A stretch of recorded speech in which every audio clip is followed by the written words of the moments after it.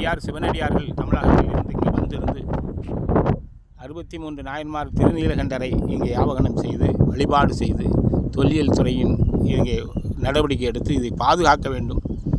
இங்கே சிதறமடைந்து கிடக்க சிற்பங்கள் பழமை பாதுகாக்க வேண்டும். சிவராமக்குட்டி, வள்ளியூர், திருச்சிற்றம்பலம், அம்பை, ஐயப்பன், கோபாலகிருஷ்ணன், திருச்சிற்றம்பலம்.